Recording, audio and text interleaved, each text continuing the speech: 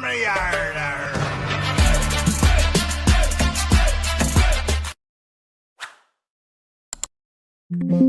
नमस्कार दोस्तों, मैं आपका दोस्त ब्रजमोहन सिंह अपने यूट्यूब चैनल बीबीएन ट्रेडिंग में आपका स्वागत करता हूं। ये वीडियो प्योरली एजुकेशन पर्पज से है। इसमें मेरी किसी भी तरह की खरीदने बेचने या ट्रेड करने की राय नहीं है। इसमें हम किसी भी सेटअप को किस तरह से हम प्रैक्टिकली अप्लाई कर सकते हैं उसको हम सीखते हैं और समझते हैं। तो ये हमारे पास एक सेटअप है जिसके ये 15 प्रोजेक्शन पैटर्न है।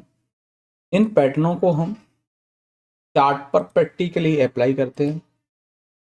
जैसे ये ओडी सेटअप है, ओडी रिजेक्शन है, इवनिंग स्टार है, morning star, PPT setup, virgin CPR, green candle retracement, green candle breakout, red candle retracement, red candle breakout, M reversal, W reversal, gap up rejection और gap down rejection, CPR breakout.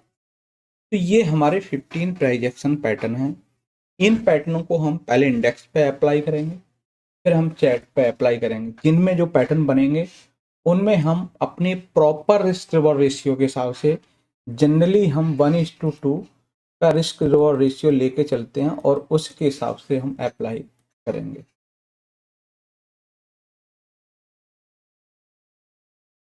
जैसे ये Nifty 50 का chart है, opening CPR के अंदर है, तो ये कौन सा पैटर्न हो गया? PPT setup. ठीक है, इसको हम पीपीटी सेटअप, ये वाला सेटअप बना।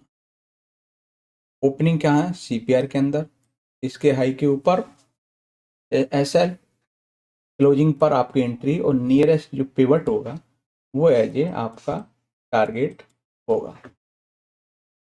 चलिए इसी पैटर्न को हम आज इंडेक्स में अप्लाई कर देते हैं। ये है आपका ओपनिंग कहाँ है? सीपीआर के अंदर। ठीक है, और ये हाई का आपका एसएल रहेगा, यहाँ आपकी एंट्री रहेगी। पहला टारगेट ये है और फर्दर नेक्स्ट आप यहाँ तक भी रख सकते हैं। तो सबसे पहला आपको नियरेस्ट पिवट है, तो आपका जो टारगेट यहाँ डन हुआ। आपका अगर रिस्क रिवॉर्ड रेशियो के हिसाब से है तो आप यहाँ रिस्क रिवॉर्ड रेशियो के हिसाब से भी आप अप्लाई कर सकते हैं। टारगेट पहला आपका यहाँ रहेगा और यहीं तक 1:2 आपको मिल जाए। तो हम इसको हम रिस्क रिवॉर्ड रेशियो के हिसाब से अप्लाई किया और हमने प्रॉपर तरीके से इसको यूज किया। ठीक है, स्टॉप लॉस हो तो स्टॉप लॉस, टारगेट हो तो टारगेट। इसमें आपको तीनों पॉइंट मिलते हैं, एंट्री, स्टॉप लॉस और टारगेट। अब बात करते हैं बैंक निफ्टी। ये है बैंक निफ्टी। तो बैंक निफ्टी में क्या है, जब हम इसके नीचे क्लोज कर जाते हैं, क्लोज कर गए, ठीक है, ऐसे ही हम जैसे क्लोज करेंगे तो आपकी एंट्री यहाँ रहेगी और पहला नियरेस्ट पिवट क्या है? ये एज ए टारगेट होगा। परंतु हमें प्रॉपरली देखना है कि ये और इसके हिसाब से हमें रिस्क ज़्यादा लग रहा है। अगर हमारा टारगेट ये है तो यहाँ से हिसाब से रिस्क है, तो उसके हिसाब से आप अपना 1:1 के समथिंग आपको टारगेट देखने को मिला। जब आपका रिस्क बड़ा हो तो टारगेट छोटा करना पड़ सकता है या फिर ट्रेड भी अवॉइड करनी पड़ सकती है। उसके बाद है, ये है हमारे पास फिन निफ्टी। इस फिन निफ्टी में हमारे उन 15 प्राइजेक्शन पैटर्न में से कोई भी पैटर्न नहीं बना, तो यहाँ पर हमें अवॉइड करना होगा जो हमारा पैटर्न है उसके हिसाब से।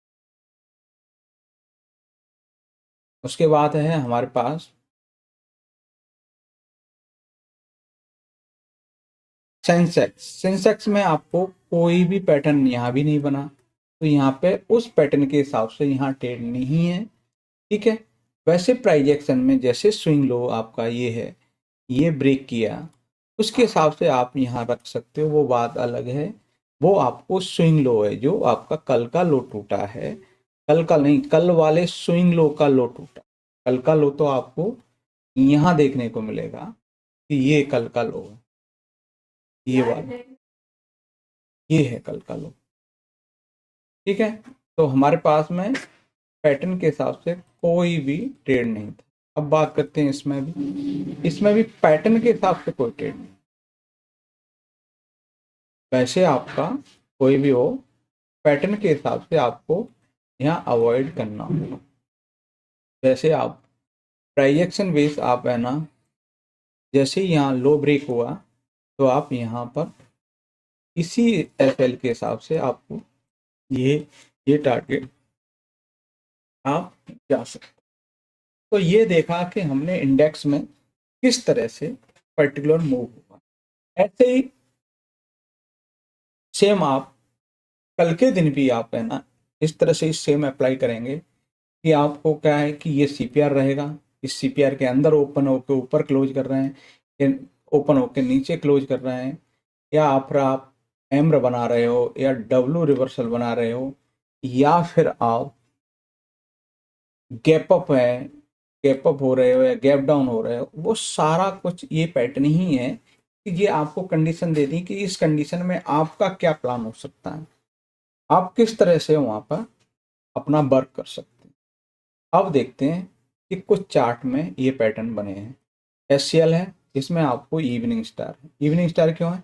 क्योंकि हम कल के हाई के ऊपर ओपन हुए और नीचे क्लोज किए हैं। क्योंकि कॉलिंग सीपीआर के अंदर है तो हम पिवट टू पिवट चलेंगे, ये पिवट निकलेगा तो हम यहाँ आपका वाइट सीपीआर है और फास्टली तेज जा रहा है। जब बड़ी बड़ी मूव होने लगे कैंडल में तो फिर एक रेंज में मूव कर सकता है, सो इसने करते हुए दिया। फिर आपका आता है Hindustan petroleum. Same Hindustan petroleum क्या है, ओडी सेटअप के हिसाब से है, जैसी बड़ी बड़ी कैंडल हुई प्राइस एक रेंज में जाएगा और प्राइस को एक रेंज में जाना पड़ा। उसके बाद है पीएफसी। पीएफसी में भी ओडी सेटअप रहा। ओडी सेटअप के हिसाब से यहाँ आपको एंट्री मिली है, पहला टारगेट और सेकंड टारगेट ये। ठीक है, जैसे ही बड़ी बड़ी कैंडलों से मूव हुआ है प्राइस एक रेंज में मूव कर सकता है। उसके बाद है हुडको। हुडको में भी आपको पीपीटी सेटअप रहा, ओपनिंग सीपीआर के अंदर है और बाहर क्लोजिंग मिली और आपको फर्दर फॉल में देखने को मिला। जैसे ही फास्ट फॉल है तो उस हिसाब से रेंज आपको देखने को मिल सकती है। उसके बाद है हमारे पास दीपक नाइट्रेट। दीपक नाइट्रेट में आपको रेड कैंडल ब्रेकआउट देखने को मिला, क्योंकि फास्ट मूव है तो आपको रेंज बैंड देखने को मिला। वही हुआ कि यहाँ पे आपको रेंज देखने को मिली। उसके बाद है आपके पास ओडी सेटअप के हिसाब से बॉस है। बॉस में भी आपको यहाँ फास्ट मूव दिया तो एक रेंज बाउंड पॉसिबिलिटी है। ऐसे ही आपको बिरला सॉफ्ट में भी आपको ओडी सेटअप के हिसाब से है, जैसे स्पीड में मूव हुआ है तो फिर आपको रुक रुक के मूव देखने को मिलेगा। उसके बाद ओडी सेटअप एबीवी में सेम फास्ट फॉल हुआ, उसके हिसाब से प्राइस ने क्या है एक धीरे धीरे अपना स्लो मोशन में मूव करना। टाटा स्टील में भी आपको ग्रीन कैंडल ब्रेकआउट देखने को मिला। फिर आपका प्रेस्टीज है। प्रेस्टीज स्टेट प्रोजेक्ट्स में आपको ओडी सेटअप के हिसाब से मूव देखने को मिला। फिर सन टीवी है जिसमें रेड कैंडल ब्रेकआउट के हिसाब से मूव। फिर है हमारे पास पीपीटी एसबीआई लाइफ इंश्योरेंस में। फिर जेएसडब्ल्यू स्टील में आपको ग्रीन कैंडल ब्रेकआउट देखने को। तो ये आज के दिन पैटर्न हमने देखे। ऐसे ही सेम प्रोसेस हम कल के लिए प्रैक्टिस करेंगे। इसमें सिंपल सी है कि आपको सारे सेटअप सीखने की जरूरत नहीं, पर एक सेटअप को इतनी अच्छे से सीखना है कि उसके हर पॉइंट से आपको पता होना चाहिए। अच्छा, यहाँ सेटअप नहीं बना है, यहाँ पर कुछ नहीं कर सकते।